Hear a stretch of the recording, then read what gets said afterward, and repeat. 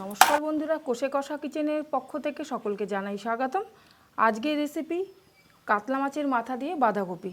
তো চলুন বেশি দেরি না করে আমি রেসিপিটি শুরু করি। প্রথমে আমি কড়াইতে তেল দিয়ে নিচ্ছি।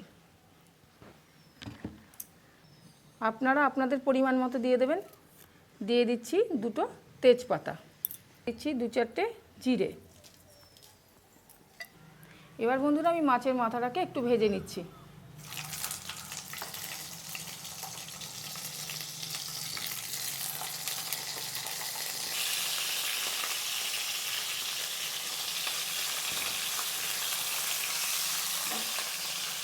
মাছের মাথাটা ভাজা হয়ে গেছে, এবারে আমি মাছের মাথাটাকে তুলে নিচ্ছি।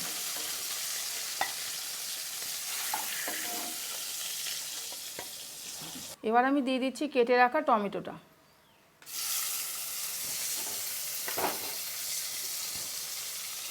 বন্ধুরা আমি এখানে নিয়েছিলাম 4-5টা কাঁচা লঙ্কা, 1 চামচ জিরে আর দিয়েছি 1 টুকরো আদা।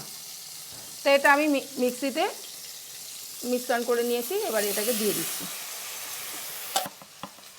দিয়ে দিচ্ছি 1 চামচ হলুদ গুঁড়ো। আমি গোটা জিরে বেটে নিয়েছিলাম, তার জন্য আমি অল্প একটু গোটা জিরে দিচ্ছি। দিয়ে দিচ্ছি 1 চামচ লঙ্কার গুঁড়ো, 1 চামচ কাশ্মীর লঙ্কার গুঁড়ো, স্বাদ মতন মিষ্টি, দিয়ে দিচ্ছি স্বাদ মতো লবণ। এবার আমি ভালো করে মশলাটাকে কষিয়ে নিচ্ছি। দিয়ে দেবো ভেজে রাখা মাথাটাকে।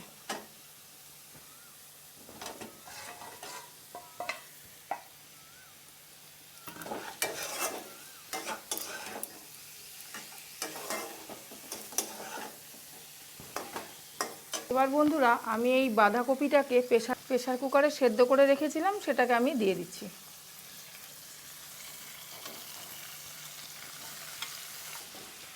এবার আমি ভালো করে নেড়ে নেব। বন্ধুরা আমার রেসিপিটি মন দিয়ে দেখবেন, ভালো লাগলে একটা লাইক করবেন এবং সাবস্ক্রাইব করতে ভুলবেন না। আর আমার ফেসবুকের বন্ধু হয়ে থাকলে পরে পেজটিকে ফলো রেখে পাশে থাকবেন।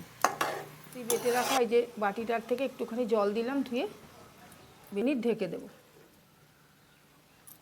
আমি ঢাকাটাকে খুলে দিচ্ছি। বাহ, কি সুন্দর গন্ধ বেরিয়েছে। ভালো করে একটু নেড়ে নিচ্ছি। মাছের মাথাটাও সেদ্ধ হয়ে গেছে।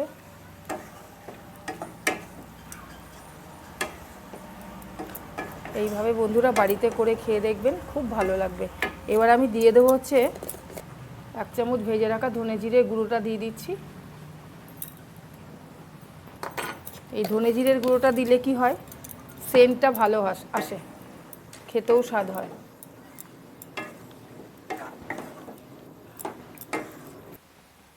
এবারে বন্ধুরা আমি দিয়ে দিচ্ছি একটু শাহি গরম মশলা।